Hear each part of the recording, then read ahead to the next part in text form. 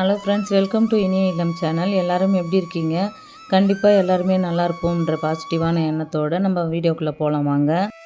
வீடியோக்குள்ளே போகிறதுக்கு முன்னாடி நம்ம சேனலுக்கு புதுசாக வரீங்க அப்படின்னா சேனலை சப்ஸ்கிரைப் பண்ணிக்கோங்க, லைக் பண்ணுங்கள், ஷேர் பண்ணுங்கள். அப்படியே பக்கத்தில் இருக்கிற பெல் ஐக்கானை கிளிக் பண்ணிவிடுங்க. இன்றைக்கி நம்ம பார்க்க போகிற பதிவு என்னென்னு பார்த்துடலாம்.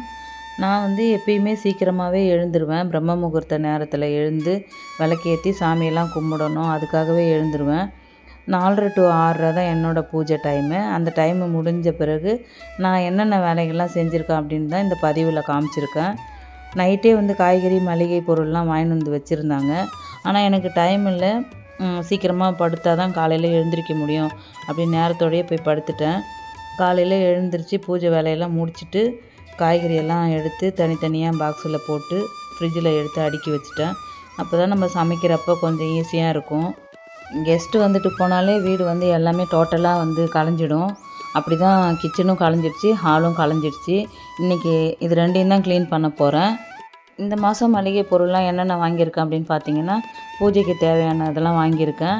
அடுத்தது மிளகாய்த்தூள் காலி ஆகிடுச்சு, குழம்பு தூள். அதனால் மிளகாய் செலவுலாம் வாங்கியிருக்கேன். அதை காய வைக்கணும். டெய்லி நம்ம செலவு பண்ணது காஃபி தூள், கோதுமை மாவு அடிக்கடி நான் யூஸ் பண்ணுவோம். எல்லார் வீட்லேயுமே அது அதிகமாக தேவைப்படும். அது நிறைய வாங்கி வச்சுருப்பேன். சோப்பு முக்கியமானது மட்டும்தான் வாங்கினேன், நிறைய வாங்கலை. எது எது இல்லையோ அது மட்டும்தான் நான் எழுதி வாங்கி வச்சுக்கிட்டேன். உளுந்து மட்டும் 5 கிலோ வாங்கியிருக்கேன். ஒரு மாதத்துக்கு எனக்கு 5 கிலோ ஆகும். குழந்தைங்க இருக்கிறதுனால இட்லி டெய்லியுமே தோசை இட்லி கேட்பாங்க. அது இல்லாமல் எங்களுக்கு வேணால் சப்பாத்தி பூரி அதை மாதிரி போட்டுக்குவோம். விருப்பம் இருந்தால் அவங்களும் அதை சாப்பிடுவாங்க. ஒரே டிஃபன்லாம் செய்யவே விட மாட்டாங்க. ஒருத்தவங்க சப்பாத்தி கேட்பாங்க, ஒருத்தவங்க தோசை கேட்பாங்க, இட்லி கேட்பாங்க. எதுனாலும் டக்குன்னு செஞ்சு கொடுக்கணும். மளிகை சாமான் கொட்டி வைக்கிற கண்டெய்னர்லாம் பாருங்கள், டிசைனாக இருக்கும், ஒரு கலரில் இருக்கும். எப்பயுமே மேட்சாகவே இருக்காது. வாங்குவேன், ஆனால் எப்படி தான் அது மாறும்னே எனக்கே தெரியல. தொலைஞ்சும் போயிடும். அந்த ஸ்டவ்வோட அனலில் சப்பையாக ஆக்கிடுவேன்.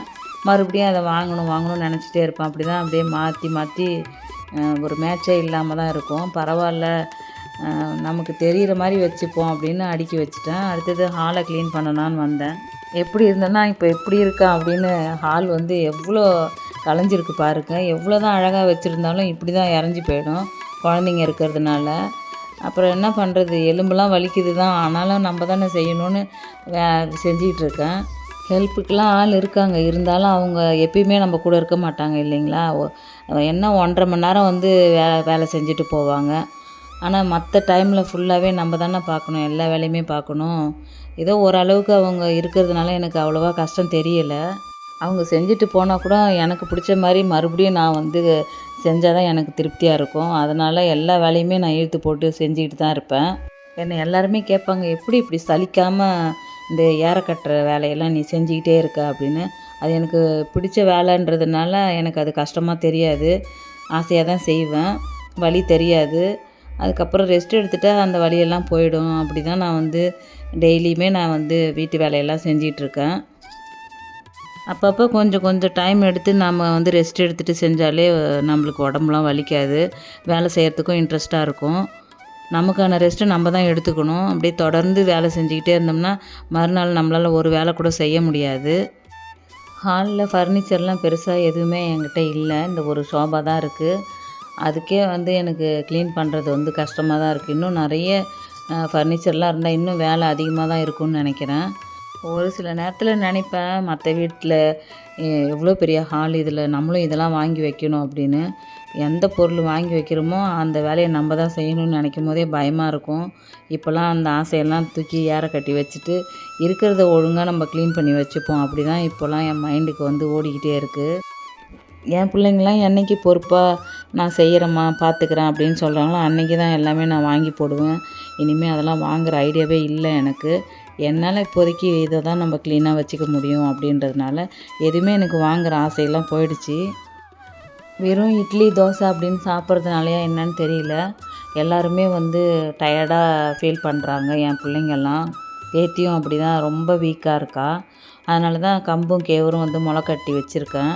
வச்சுட்டு கொஞ்சம் பச்சையாக அரைச்சி மாவில் நம்ம இட்லி மாவு தோசையில் கலந்து தோசை ஊற்றி சாப்பிட்டா உடம்புக்கு நல்லது அப்படின்னு கொஞ்சம் எடுத்து வச்சுக்கிட்டேன். மீதியை வந்து ஃபுல்லாக வெயிலில் நல்லா காய வச்சு மிஷினில் கொடுத்து அரைச்சி வச்சுக்கலாம்.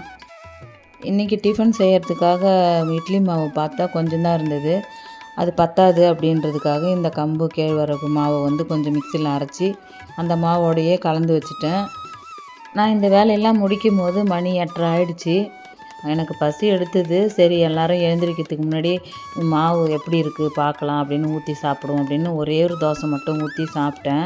சீரக குழம்பு வச்சுருந்தேன். மிளகு, ஜீரகம், வெந்தயம் போட்டு வாணலில் வறுத்துட்டு அதை வந்து காரக்குழம்பு வச்சு அதில் போட்டு இறக்கணும். அந்த குழம்பு இருந்தது. அதை ஒரு தோசைக்கு தொட்டு சாப்பிட்டேன்.